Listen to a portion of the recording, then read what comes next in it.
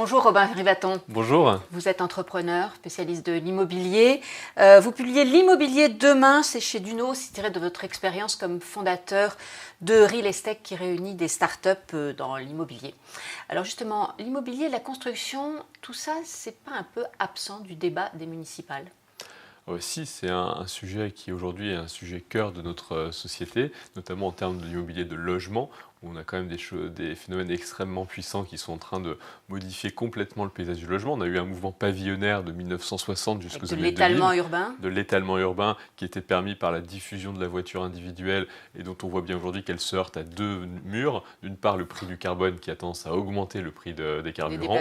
Et de l'autre côté, la congestion qui fait qu'à chaque fois qu'on rajoute un véhicule sur les routes, on diminue l'utilité de tous les autres avant. Donc, et pourtant, le leitmotiv, on l'a encore vu lors du débat entre les candidats à Paris mercredi soir, c'est halte à la bétonisation, je vais faire plus vert que vert. Eh ben, ce sont des discours extrêmement malthusiens, extrêmement inquiétants, au sens où en fait, ils ne privilégient qu'une minorité de privilégiés qui ont pu déjà acquérir la propriété dans les grands centres urbains. Aujourd'hui, on a une volonté puissante de nombreuses personnes de revenir vers le centre pour plein de raisons. Ça peut être des personnes âgées pour avoir accès aux établissements hospitaliers, ça peut être des jeunes ménages pour avoir accès aux meilleurs établissements scolaires pour leurs enfants, avoir accès aux emplois, avoir accès aux loisirs aussi, puisqu'il y a quand même tout un ensemble de loisirs qui sont offerts grâce à la densité des centres urbains.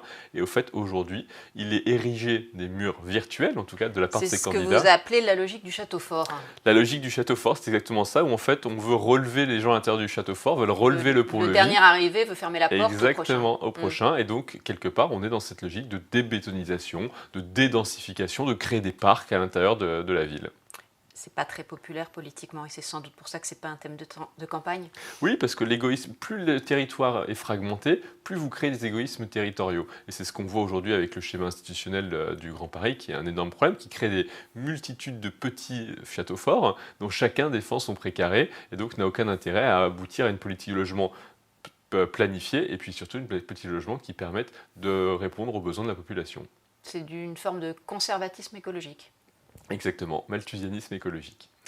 Alors vous préconisez des mesures, des mesures assez coercitives, parce que vous dites pourquoi pas une obligation à une densité minimale, par exemple, sur le mode de la loi SRU avec les logements sociaux. Qui a relativement bien fonctionné, puisqu'aujourd'hui la plupart des communes, même celles qui étaient autrefois très réticentes, se sont pliées aux objectifs de cette loi. Pourquoi on ne peut pas aller un cran plus loin en se disant qu'on a une population qui augmente, elle a tendance à se concentrer sur des aires urbaines géographiques très spécifiques, et en plus on a un phénomène de décohabitation avec moins d'habitants par logement. Donc il faut produire un grand nombre de logements. Est-ce que l'État n'est pas capable aujourd'hui de se dire que c'est un des besoins primaires de la population d'avoir un toit et d'être logé dans de bonnes conditions, et donc à ce titre imposer des objectifs de densification? C'est quelque chose qui a déjà été réfléchi dans le débat public, qui n'a jamais été appliqué, mais je pense qu'il est temps de le mettre en place. Mais vous le dites, avoir un toit et être logé dans de bonnes conditions, mais ça suppose aussi un environnement, une qualité de vie. C'est peut-être ça qui est un peu oublié. Quand Haussmann a créé l'habitat haussmannien, il a créé un habitat parmi les plus denses du monde. Aujourd'hui, Paris, c'est 20 000 habitants au kilomètre carré. Il l'a fait il y a un siècle et demi, en faisant un effort sur les surfaces privatives, en augmentant les surfaces collectives. Je pense qu'aujourd'hui, la petite couronne, donc c'est pas à Paris qu'on va construire des nouveaux bâtiments. Paris, et aujourd'hui, il n'y a pas de terrain, de toute façon. Pas de terrain.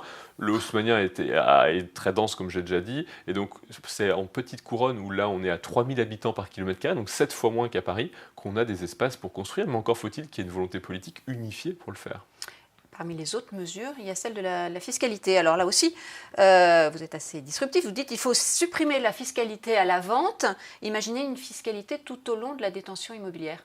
Oui, plus vous avez une fiscalité à la vente, plus vous avez des phénomènes de rétention et de rente de la propriété, alors qu'il faudrait au contraire plutôt la lisser pour aboutir aujourd'hui à un meilleur équilibrage entre les gens qui ne sont pas propriétaires et les gens qui se retrouvent locataires à vie, puisque c'est quand même ça, on est dans des métropoles où aujourd'hui de plus en plus de personnes se retrouvent locataires à vie. Juste pour donner un chiffre, à Londres en 2000, il y avait 60% de propriétaires, 40% de locataires. En 2025, on aura inversé la proportion, ce qui est quand même assez important en termes de valeur qui a transité d'une partie de la population vers une autre. Autre problème qui là a été un peu soulevé lors des débats, et notamment à Paris encore une fois, celui des classes moyennes qui n'arrivent plus à se loger en centre-ville.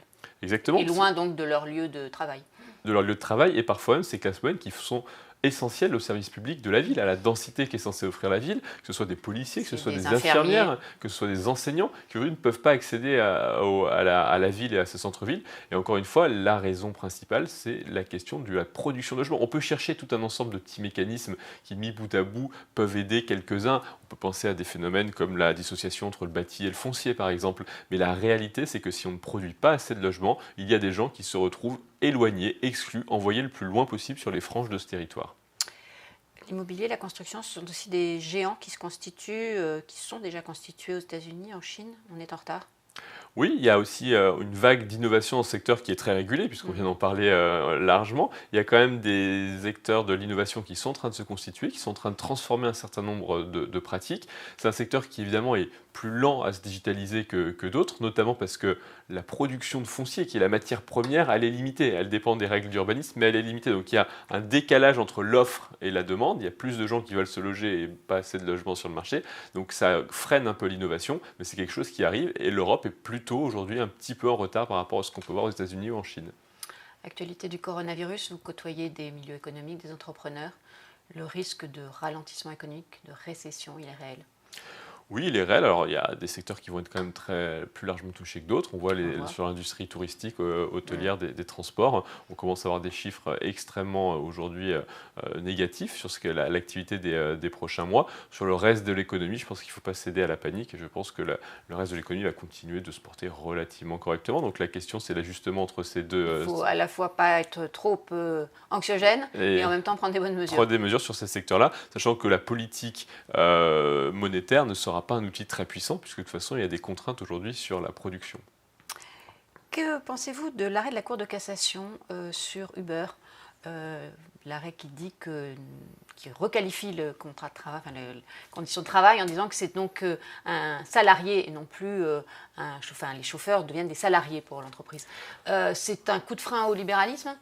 Non, je ne pense pas. Il faut voir les conditions du jugement de la Cour de cassation qui remontent à des conditions relativement anciennes aujourd'hui et qui ne sont plus forcément celles qui sont appliquées par les différentes plateformes envers leurs indépendants.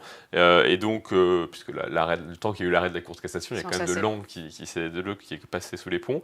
Donc, à cette époque-là, effectivement, la façon dont Uber procédait était quelque chose qui méritait cette requalification. Aujourd'hui, je pense qu'on a encore un espace qu'on doit trouver entre ce qui est le pur travail indépendant et ce qui est le contrat de travail. C'est encore à imaginer, à évoluer. C'est encore à défricher et je pense que la stricte délimitation ne sera jamais trouvée, qu'il faut accepter qu'il y ait des éléments qui sont entre les deux.